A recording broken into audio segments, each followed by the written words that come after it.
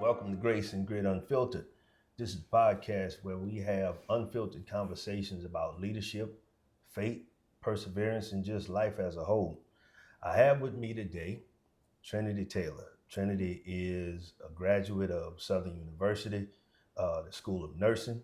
She is a nurse in the pediatric arena and just want to let her share some of the grace and grit that she's experienced as a new graduate and a new employee to the workforce. So say hi to the people, Trent.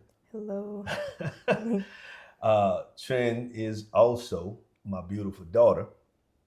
So this is indeed a great opportunity for us to chop it up, kind of let y'all peek in on how we kind of go back and forth with one another as father and daughter. So just starting off, we want to talk about your college experience. So, what were the biggest adjustments that you faced when you transitioned from high school to college? In college, I had to actually work and figure out how to get my routine because even though in high school you have homework dates and test dates like you do in college, it still wasn't like y'all saying, "Oh, you have to do your homework." Because y'all weren't telling me to go study. Y'all weren't telling me that I need to get my assignments done. It was kind of a on me thing. And if it didn't get done, if I didn't study, then that was my fault. If I failed the test, it was my fault. It wasn't a parental guidance time, even though y'all were there. Okay. So, were there moments during college when you felt overwhelmed or doubted yourself? And how did you push through? I felt overwhelmed when I started seeing myself fail. Mm-hmm. I didn't flunk out of anything, but when I started seeing the grades plummet, I was overwhelmed because I didn't realize, oh, the amount of work has to increase, like my work ethic. And it started to be too much. And I felt myself struggling to study. And I worked through it once the doctor told me, "Oh, you have ADHD." Hmm. And I was like, "Oh, no, I don't." And then she was like, "Yeah, you do. That's why you're struggling so much." So then once we realized that's what it was, I had to alter how I was doing things based off of me not being able to hold my attention. Okay. So, sounds like in high school, you basically were able to, I guess, adjust or push through. Um, High school probably came fairly easy, right? Yeah, Eh, because everything wasn't I didn't have to keep my attention for so long. In college, I went from having 50-minute classes to having 3-hour classes. Gotcha. I went from having to study a 15 slide PowerPoint to studying a 200 slide PowerPoint. And I really struggle with it's well, why can't I read through all this stuff? Why can't I sit there and study like everybody else? But it was because I never had to expand my mind that far until I got to college. Okay. So, how did your faith play a role in your college journey, especially during the tough times, the times that you, uh, once you were diagnosed with the ADHD, and how did faith play a part in you navigating through that? I've always had belief in Jesus and I've always been a Christian for as long as I can remember. Mm-hmm.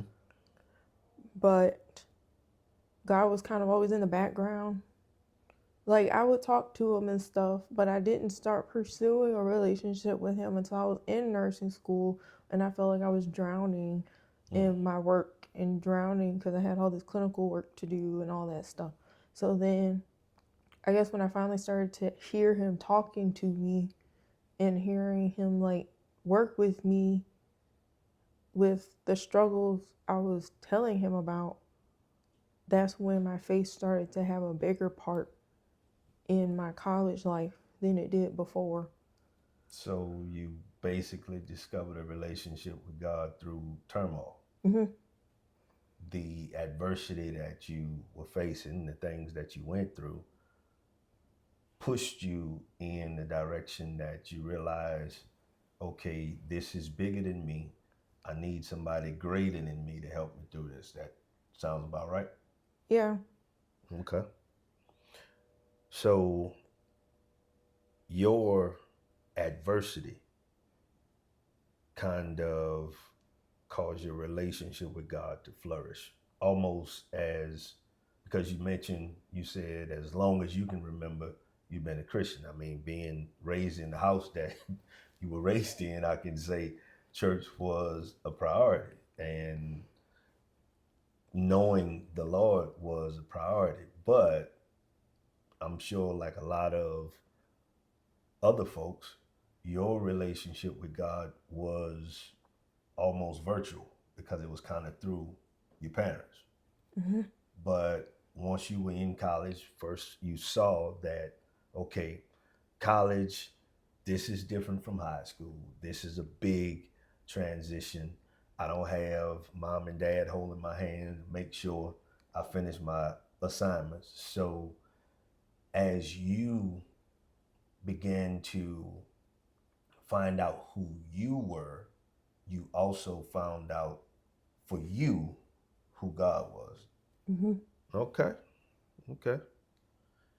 So that was your college experience. And building on that, share with us some of the challenges and the triumphs, significant challenge that you faced in college and how you overcame it. The significant challenge was when I first started college, my freshman year, my grandma was dying. Well, you know, Yeah.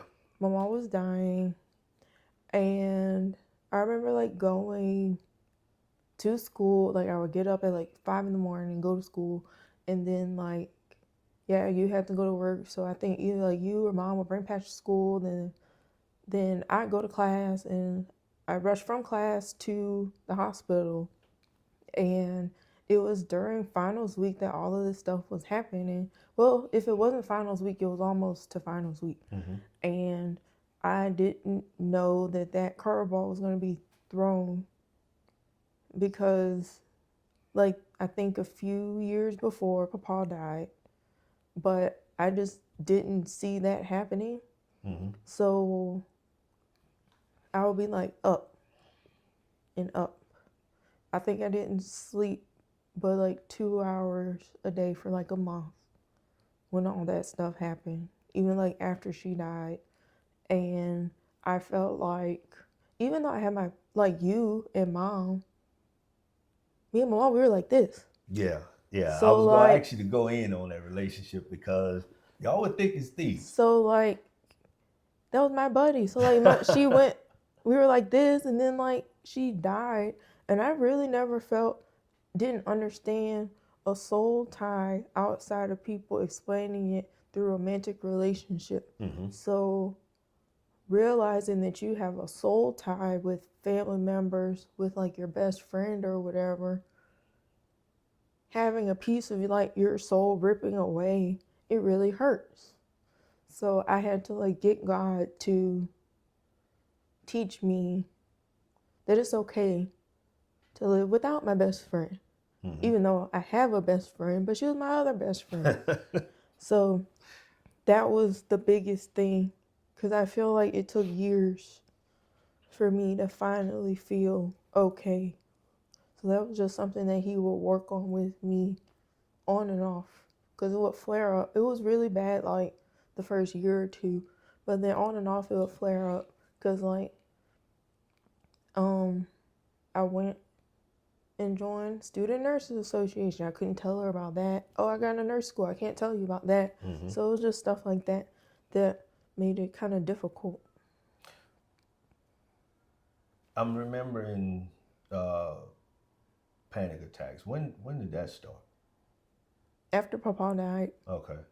So that was actually in high school. Mm-hmm. Okay. How you push through that? Because with us, black folks, we just not started talking about therapy and mental health and stuff like that. And it's been a real thing for a significant amount of time. And we really hadn't been dealing with it adequately because we've had to press through. And it's a whole lot of stuff that I ain't gonna get into right now, but we as a people weren't necessarily allowed to feel emotions. We weren't allowed to, uh, almost like it was in the Bible. I don't know if you read about Ezekiel Oh, yeah. when Ezekiel died, when Ezekiel's wife died. Uh, God told him, "Don't mourn for her, don't cry for her. Just push through." And it was a prophetic significance to that. But for the most part, that's something that we have had to endure, where you couldn't really show emotions.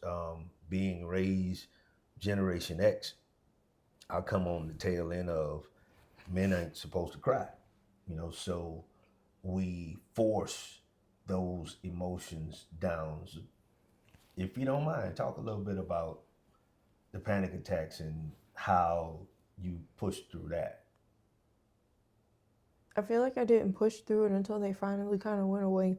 I dealt with them when I was 16, and they would flare up on and off.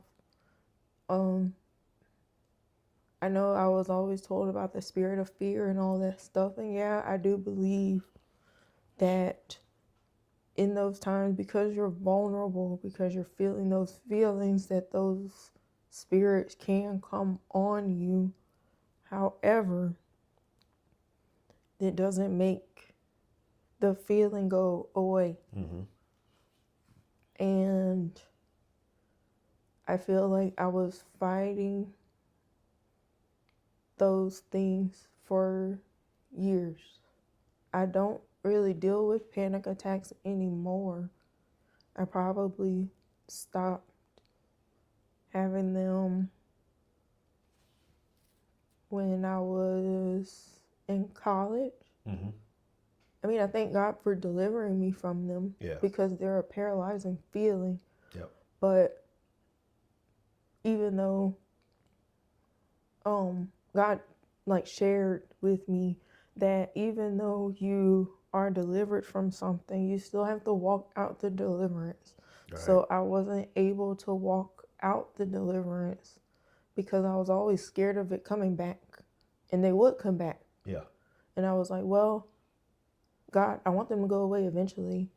So I feel like I just kind of waited and waited until they went away. Okay. So let's get back to the challenges and triumphs in college. What accomplishment during college are you most proud of, and why? I think I know the answer to this I one. finished. I didn't think that I was gonna finish. I genuinely wanted to drop out. I know that I don't know if me saying that, if I was believed or not, but like I truly wanted to drop out. Like I would be crying, and I remember. it was really hard, and I just wanted to finish so bad, but I was like, I don't think that I can. And then I remember my best friend Soraya, we were on the phone one day, and she was like, I was like crying. Mm-hmm. And she was like, well, if you don't finish, you're going to be even more sad than you are right now. So you need to go cry, take a nap, and go back to studying.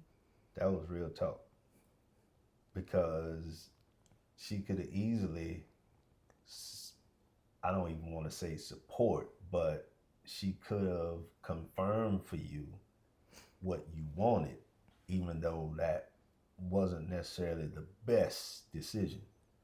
So having a real friend, because we have a lot of friends that we call quote unquote friends, but I feel to believe that a real friend is somebody that's going to tell you, you know what, you need to push through this.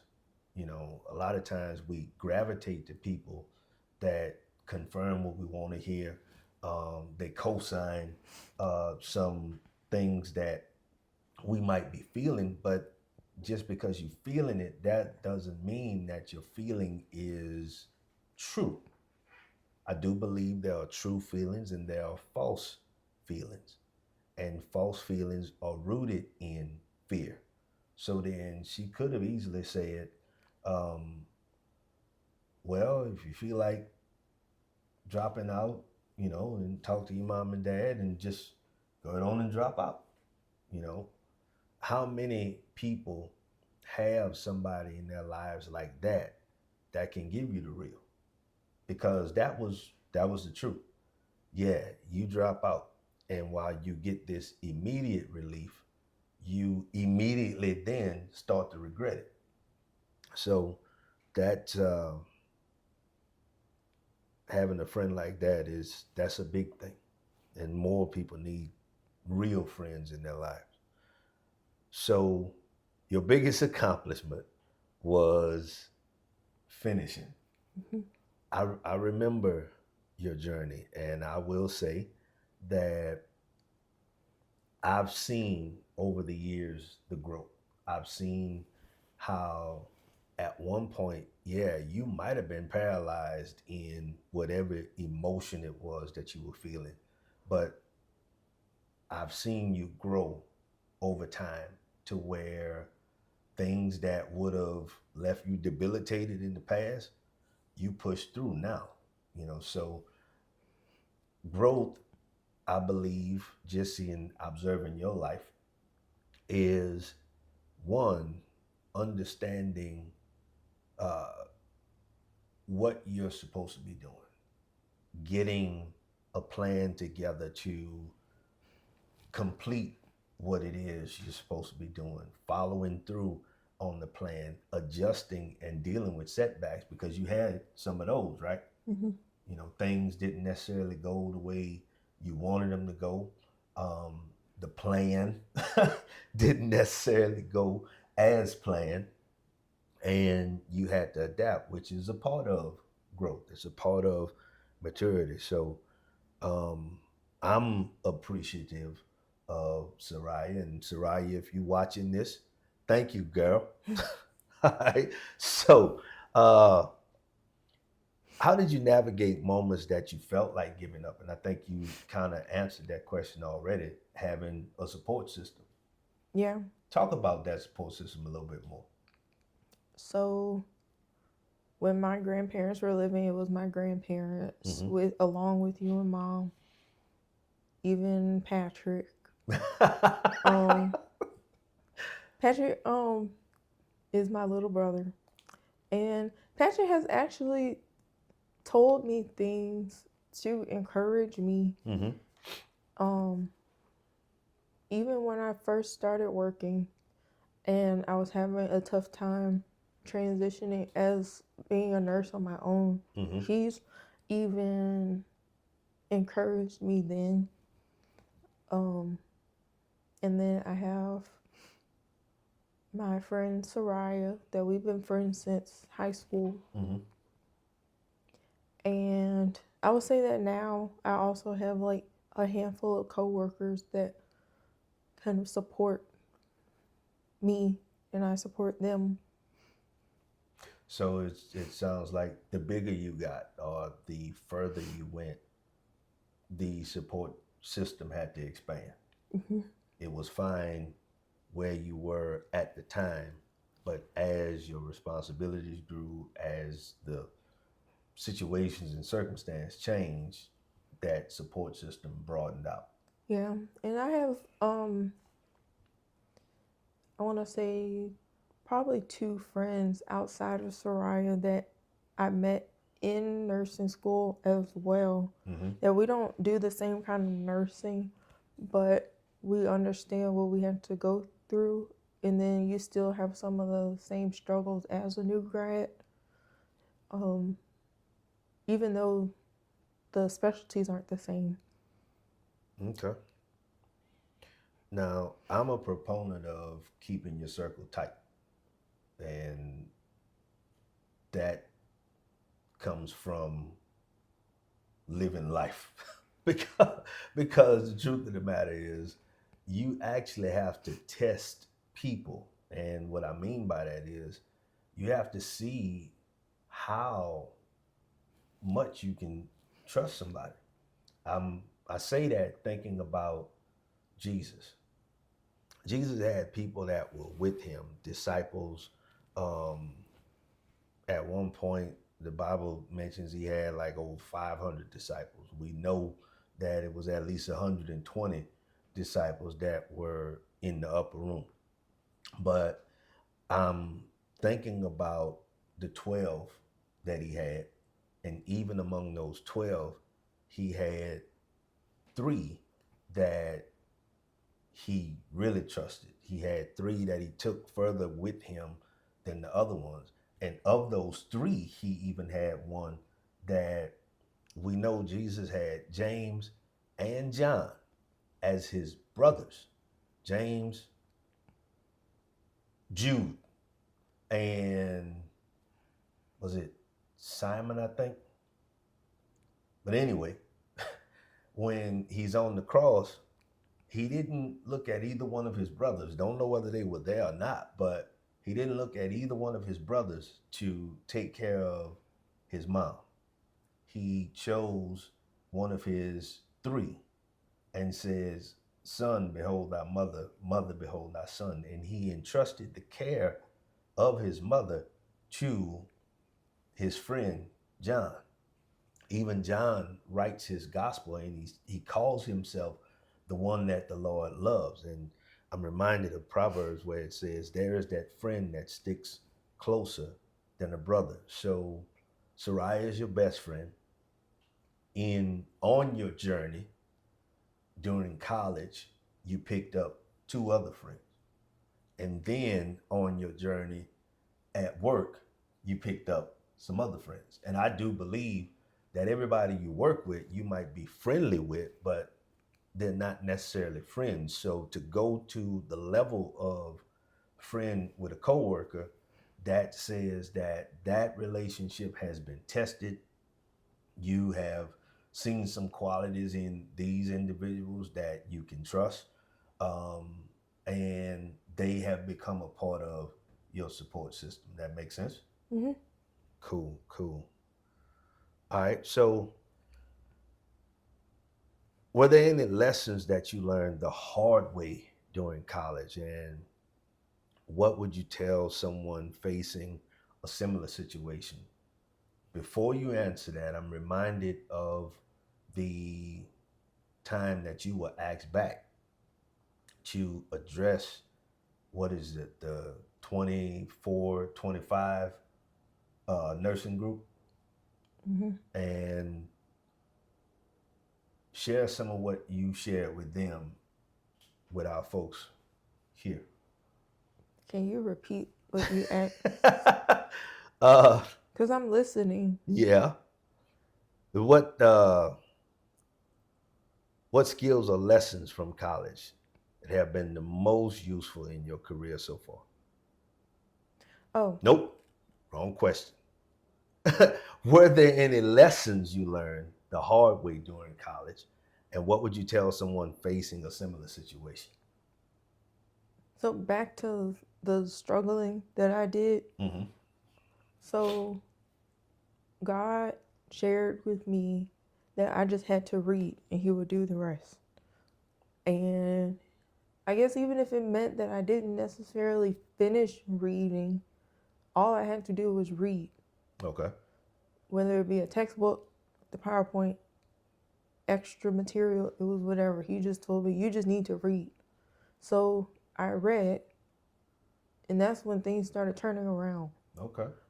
Because I was looking at too many things at different time, Mm. and I would take bits of this and I take bits of that, but I wasn't absorbing anything. Gotcha. So if God didn't tell me to read, I wouldn't have absorbed the things that I was learning. Focus reading, Mm-hmm. purpose reading. Gotcha. Gotcha. Okay. So let's transition to the workforce. So, what surprised you the most about entering the workforce after college? You hear about the deficits of the healthcare industry, Mm-hmm. and not saying that in a way to bash anything, but just seeing how the kids are affected by the deficits in the healthcare industry. Mm-hmm. Sometimes you might get patients where you're kind of patching things up because unfortunately at the time like the decision just sounded like the right decision for that course of treatment, but then it's like later in life is not working for them anymore, so you have to go back and reverse what was done already.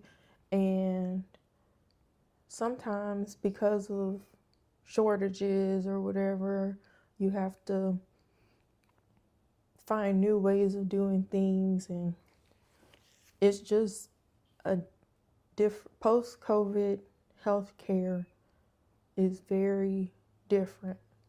Gotcha. And you basically came in right at COVID, right? You were doing was it nurse? What was it? I was teching during Nurse a tech. spike Gotcha. on a cardiac floor, and I didn't have many, I didn't have COVID patients that I helped with until 2022. And it was crazy because I wasn't in it with all the other healthcare workers, but then having to, you get a spike and then you have like a bunch of different ones. Mm-hmm. It was very different. And I feel like because of that whole era, like everybody had to change how they were doing stuff. Mm. And I feel like it did kind of bring out the issues in healthcare. But I will say that I'm grateful that I work for a manager that listens to your concerns. So if we don't have something, she's finding a way for us to have it. Okay. So, or if she can't find a way for us to have it, she'll bring it up to the people that are higher than her to see, well, how can we fix it? Because they're saying it's a problem. And if it's affecting their work, I need it to be fixed. So having a manager that listens, that says a whole lot. That says a whole lot because sometimes managers hear you, but they don't listen to you. So that's big. So how have you navigated balancing your expectations and the reality of your career? Nursing is sometimes put on social media, and sometimes they are like having a good time, Mm-hmm. but like I'm not always having a good time. Like sometimes I come home from work, and yeah, I work with little kids, but like they go through a lot, Yeah. and I come home pretty tired sometimes because sometimes I do have really difficult um cases that I help with, and it's not just me that's exhausted, it's most likely all the other disciplines that work on those difficult things too. So what you're saying is ain't no filter on the work. Not always. Yeah, because we know there's a lot of filters on social media. But sometimes I do have really good days, and I come home and I feel fine, and I'm able to do stuff, and I'm able to talk to you and mom and tell y'all how my day went. But sometimes I only have the energy to take my bath and eat something. Yep. Yep. I know. So what role has mentorship or guidance played in adjusting to the professional world? I didn't have a mentor. I've just been kind of going with it.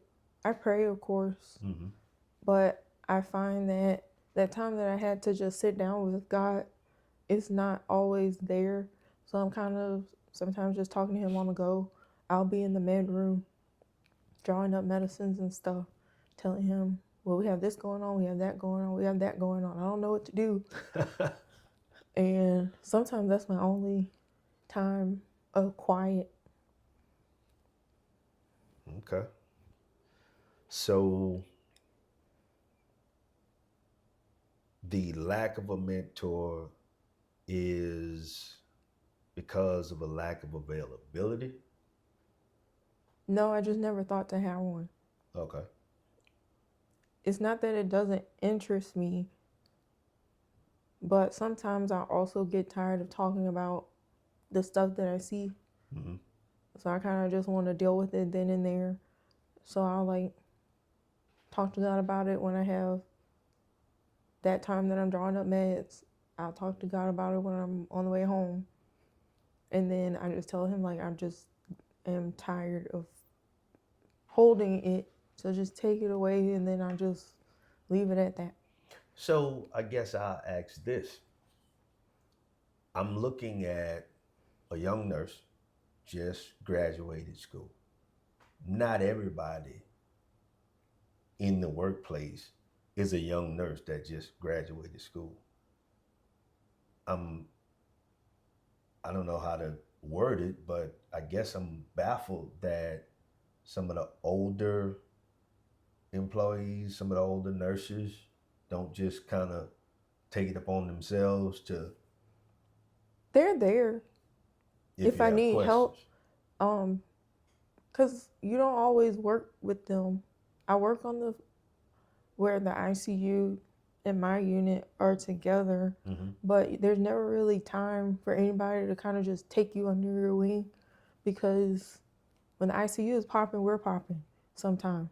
Gotcha. And there's not really time. But I mean, if we do have questions, I can call them on the work phone and be like, hey, I don't understand this, or if they're floated to my side, we can sit down and we can talk and stuff if we have a lull in our day. Mm-hmm. My trainer, well, one of them that trained me on the ICU, she can talk to me sometimes when she's floated over there. She's actually a part-time nurse, so I don't ever see her. Okay.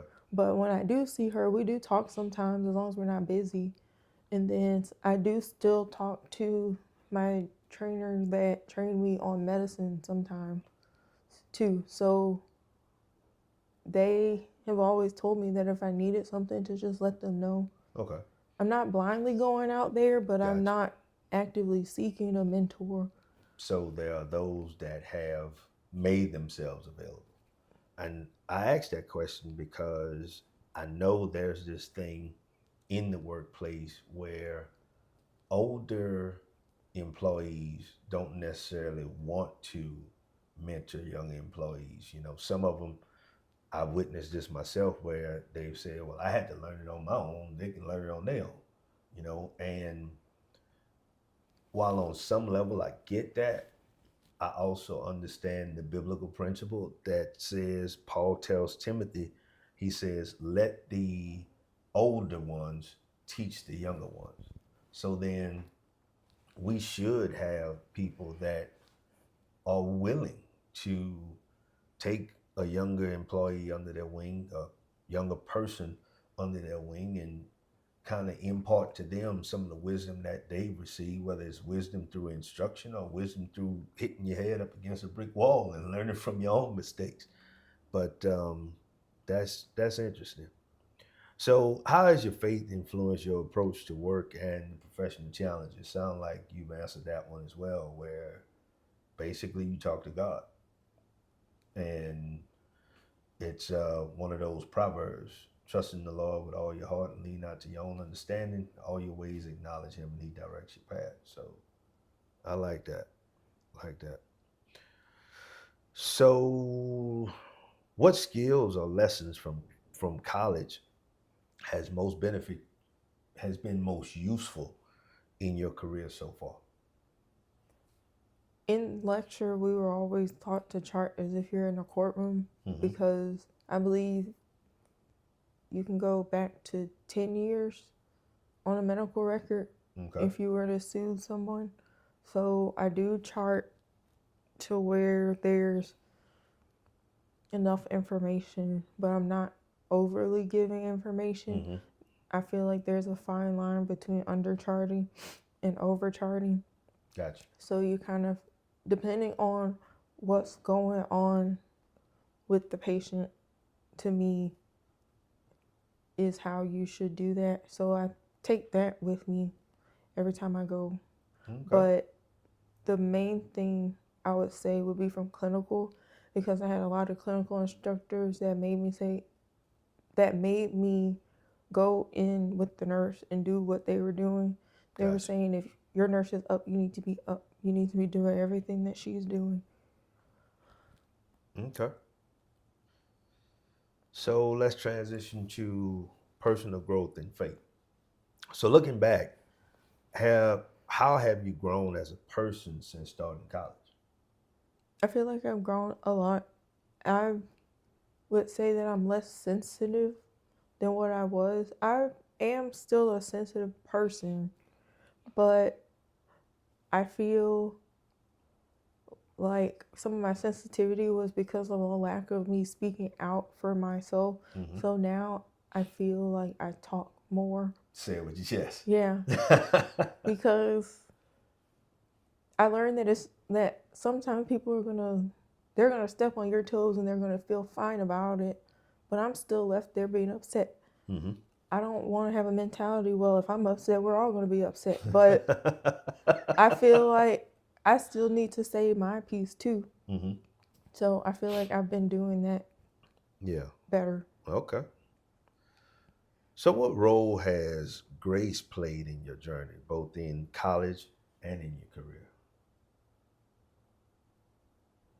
I think that God's grace allowed for me to go further than what I expected to. It's played a part in empowering you. Okay. Uh, what does grit mean to you, and how have you seen grit shape your journey? Um, I feel like it's not always a fighting thing. Mm-hmm. It could be just you taking God's hand and persevering. Mm. Persevering. I like that. What scripture or biblical principle has been your anchor through these seasons? It's Acts 20:24. I believe it was saying that my life means nothing unless it's to spread the gospel of Jesus. Okay. So that's how I try to live my life, even though it might not be outright evangelism, Mm-hmm. but I feel like people could see Jesus through other people, through their actions. So I try to live my life that way. I think it was the Apostle Paul said that you are living epistles to be read of all men. So that makes real good sense. So how do you stay grounded and motivated when you face setbacks or uncertainties? I don't know. I've never been one to kind of. You mean grounded as in like keeping reality? Yeah. Oh, I have to talk myself down a lot of times because my mind kind of goes off the rail. So it's difficult to do that Mm-hmm. because a lot of times I think of the worst case scenario and I have to tell myself what's in front of my face at that moment. Yeah. In the absence of information, people generate their own narrative, and it's usually to the extreme. So it's good to rely on facts and what's in front of you as opposed to hypotheticals. All right. So transition to advice to others. So what advice would you give a young person, a young adult currently in college or just starting out in the workforce? You have to find out what works for you. I feel like I tried other people's routines and I tried other people's way of doing things. But when I finally started figuring out what worked for me, I feel like that's when things got easier. Okay. How can parents or mentors best support their children as they navigate these transitions? Sometimes you just need to listen because it's not always about giving advice. Because you don't always need advice. Sometimes you just need somebody to hear what you have to say or hear how upset you are. Do I listen? Sometimes. Have I gotten better at listening? Hmm. Okay. Because I guess in my position, I've always felt like I had to have the answers. And I've actually learned from you that sometimes I don't need the answer. I just need to be quiet. Y'all want to fix everything. And you Yeah. can't fix everything. I don't know if it's because in that moment y'all see the little baby that we're holding from the hospital, and like the little baby that cried because they hit their head on the crib rail or whatever. But like, there's not always something to fix. I mean, let's keep it real. You 20 some years old. And what do I still call you today? I know you still call me a little bit. All right. However, I don't always need things fixed. Sometimes I just need a listening ear. Gotcha. Y'all hear that, parents? Sometimes we just need to shut up and listen. All right. So,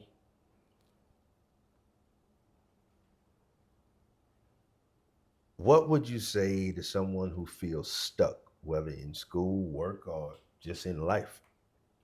You're gonna feel stuck, but you have to figure out if it's because God's giving you a rest period or if it's because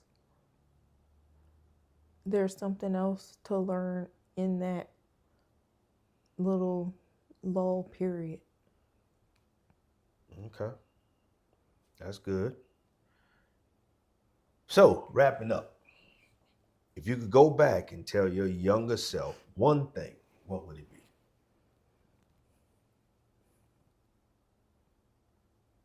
Then it's okay. It's okay. Hmm.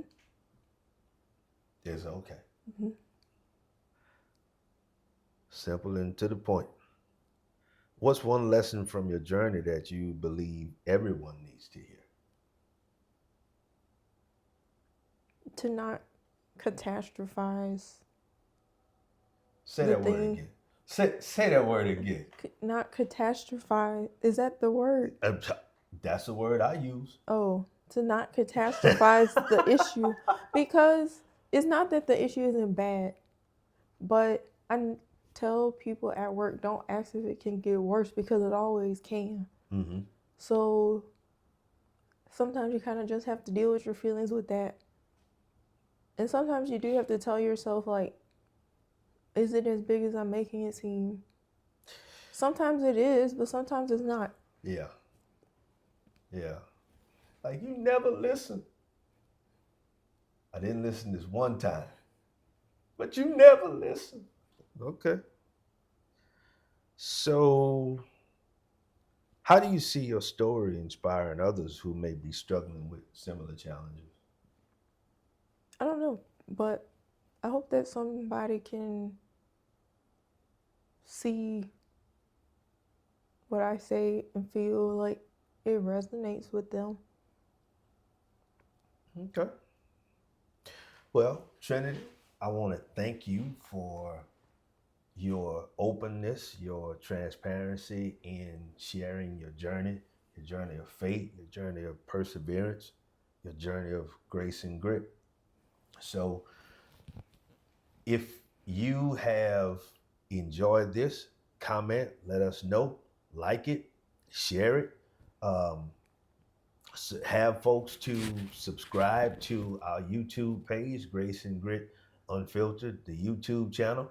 And until we meet again, keep grinding, my friends.